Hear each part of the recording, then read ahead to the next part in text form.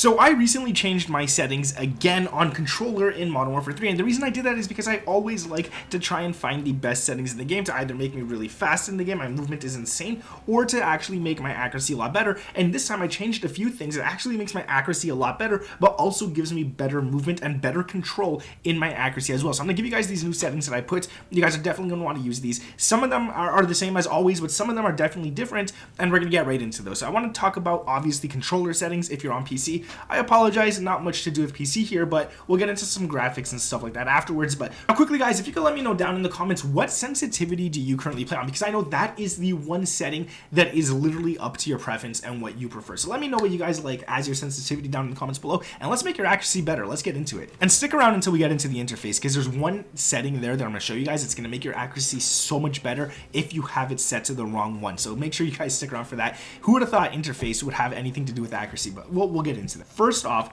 we got to definitely talk about controller settings, because these here are probably some of the most important. We'll talk about controller, then we'll go into aiming, and then we'll go into gameplay like that. So the first thing is well, obviously we're playing with a controller, so I have it set to controller there, and then I have it set to flipped, all right, because I do want to flip L1 and R1 with L2 and R2, and the reason I'm doing that is because I'm playing on a PlayStation controller. I have no back paddles, I have nothing to help me out. That doesn't matter when you flip it, but I'm just saying, like, I'm just playing on a basic controller, okay? It's blue, but it's a basic PlayStation 5 controller. Now, the reason I flip it is because these triggers here on the PlayStation 5 are haptic. I mean, you could turn it off, but it's just, they take a lot longer to actually push down. Sometimes they fight against you, so you can feel like a real trigger and stuff like that you could turn those off, like I said, but they just take a lot longer to actually activate in game. If you touch it just like that, it's not going to do much. Whereas these ones, the second you touch it, it activates in game. It changes your gun, shoots you ADS the second you touch it.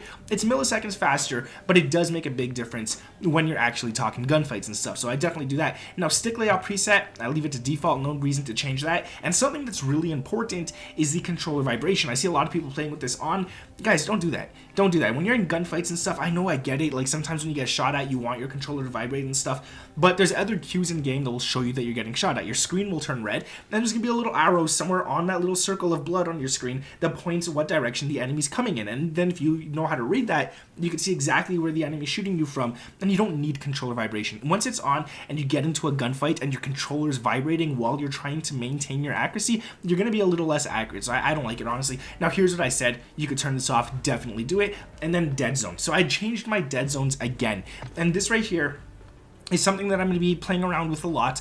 Currently, this is my favorite dead zone settings that I've used, all right? So we're going to turn the test stick to whatever. We turn it on if you want to test it and stuff, but we're just going to turn it off at the moment. Now, I have my left stick at 0, obviously, because this is going to mean that the second you touch it, your character starts to sprint in-game. We're going to talk about turning on your sprint, always sprint turned on and stuff like that afterwards, but right now, just set it to 0, and trust me, you're going to be a lot faster. And then the left stick maximum, you're going to set to 40, so that once you actually do push your stick up, you don't have to push it all the way up to activate anything. You just have to push it less than halfway, and it's going to be fully activated. Everything's going to be good, and you're going to like that there. Now, I see people saying, oh, I got stick drift, and I used to be someone to tell you guys all the time, if you have stick drift, turn this up. Don't turn it up, guys.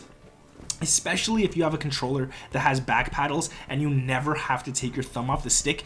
Do not put this up at all, even if you have stick drift. Trust me, the reason for this is because when you're actually in a gunfight again, or when you're trying to maintain accuracy and keep your shot centered at all times, or you're keeping your accuracy, your crosshair centered while running around the map and stuff, you're not moving your thumb. It's always on that stick. You're always going to be there. It's always going to be moving, and you're always controlling it.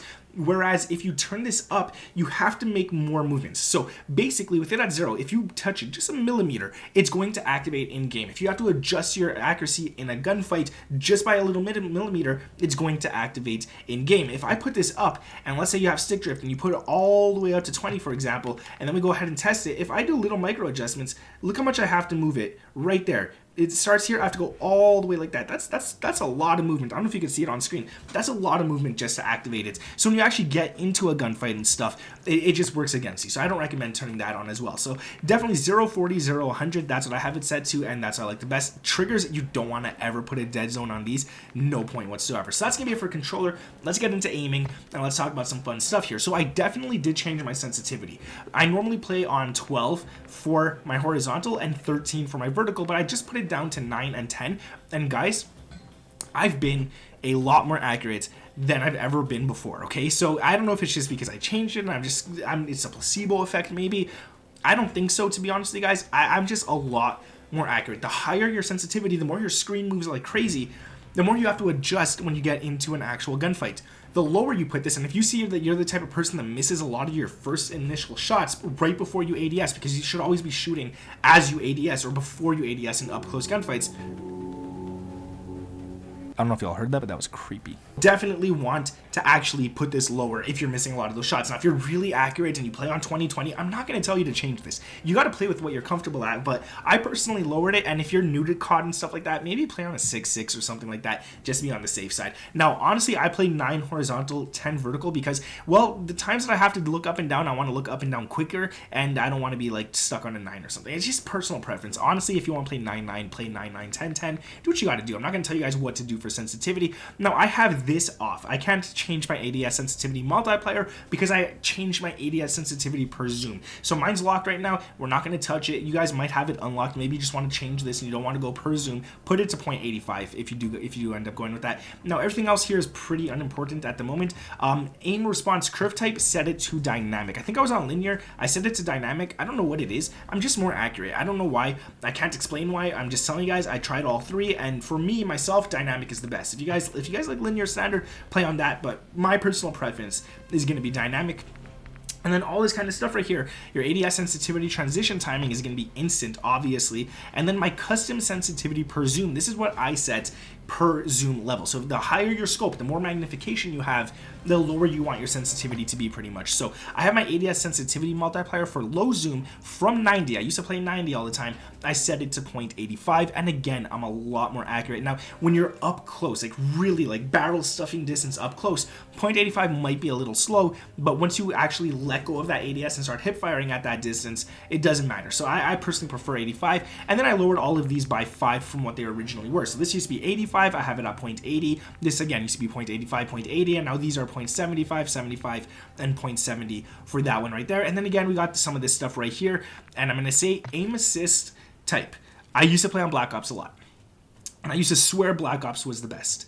I used to say Black Ops is the one you definitely want to use. And then I saw some other people talking about default, and I put it on myself.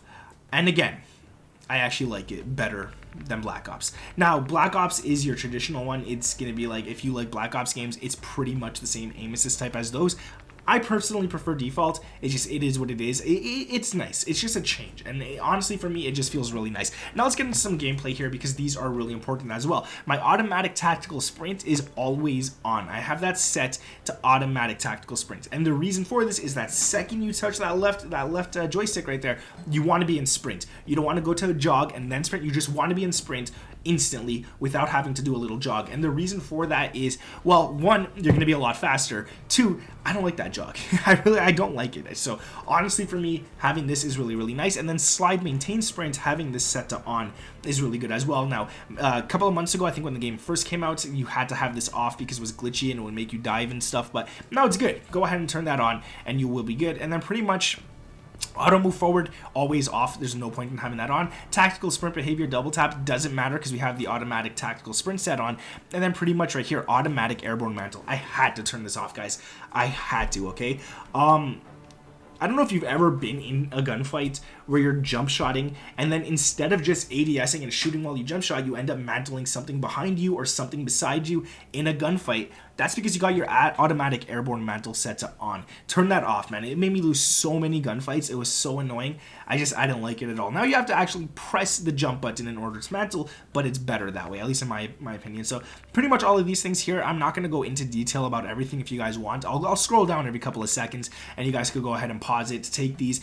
Some of them I didn't touch, some of them I did touch, some of them are just not important whatsoever. Like this right here are some important ones. This is like if you're putting plates in, apply all, obviously, instead of doing one by one and whatnot, but pretty much these I don't really need to talk about, so go ahead and I'll just go pause, take those, do what you got to do. Now I want to get into graphic settings a second. I know some of you guys on console might not have this display here, you might not have this quality here, but there is some things that you guys do have, and we're going to get into that. So display, you're going to go to your brightness. Everybody has this option. You're going to go into that and you're going to make sure that that not visible is actually not visible, okay? You don't want your game looking so washed out. So many times I watch videos of people playing this game, on whether it's on TikTok or YouTube or Twitch or whatever, it looks washed out, it looks disgusting. I don't want to sit there and watch it, to be quite honest with you guys. Once you set it to actually not visible, barely visible, where it's actually barely visible, and easily visible, where it's easily visible, you'll be set to go. For me, for example, it's at 55. If I put mine higher, and where that 9 not visible actually becomes visible, like at 0.85,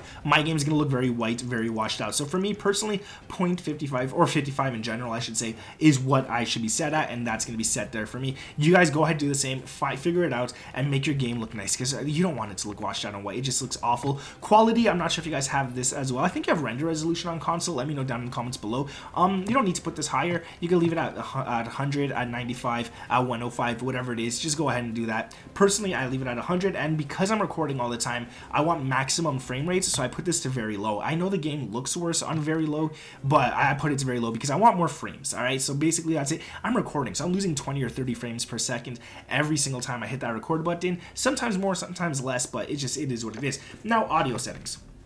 Audio settings, again, are pretty important. I have some of them currently turned off because if people join my lobby, I don't want them to hear me talking right now. My mic's unmuted and stuff, and I don't feel like putting on push to talk. But basically, your master volume right here, we're going to talk about this because this is some important stuff. The gameplay music volume, you don't need to hear music that much. You rather hear footsteps and gunfights and all of that. So put this lower to 30. The dialogue volume, this is where your soldiers talking to all the other AI soldiers and stuff. Well, it's not AI because you're controlling it, but the other soldiers where they're all just talking. It's not you on your mic. It's just them doing certain callouts and stuff like enemy by the B flag or whatever they yell. Yeah, just you don't need that super loud. You don't want it super low either. You do want to hear it because sometimes they have important stuff to say, but we're going to put that at 70. Effects volume, this is footsteps, gunshots, explosions, everything. You're going to set that to 100. Windows breaking. You want to know where everybody is at all times, so that effects is going to help you out a lot. Cinematic music volume, this is, it's alright to save at 100, and war tracks, again, you can leave that at 100. It doesn't really matter too much, but these right here are probably some of the most important ones, and the effects you always want to have at 100. Now, obviously set this to 100 as well. But yeah, that's it for the audio. We're going to go into interface as well. I don't know if this is super important, but yeah, pretty much, this is what I have for my interface, and we're going to go into color customization. I have everything set to default, but if you have trouble seeing certain colors, or if you want to change colors around, this is where you're going to go. If you want to make your enemies purple, you could go right up in here, and you can make your enemies purple on the map. If you really want to, you could do that. If you want to make your enemies blue and stuff, you could go ahead and do that as well. Personally, I feel like red's the best because, yeah, enemies are red. They're bad. Red is considered bad.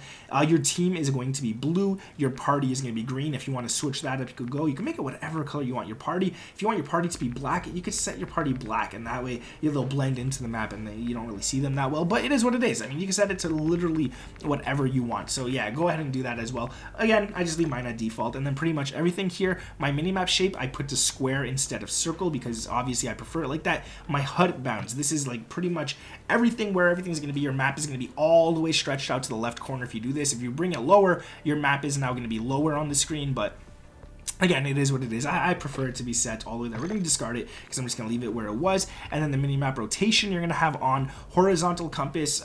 I'll be honest with you guys, I don't really look at the compass.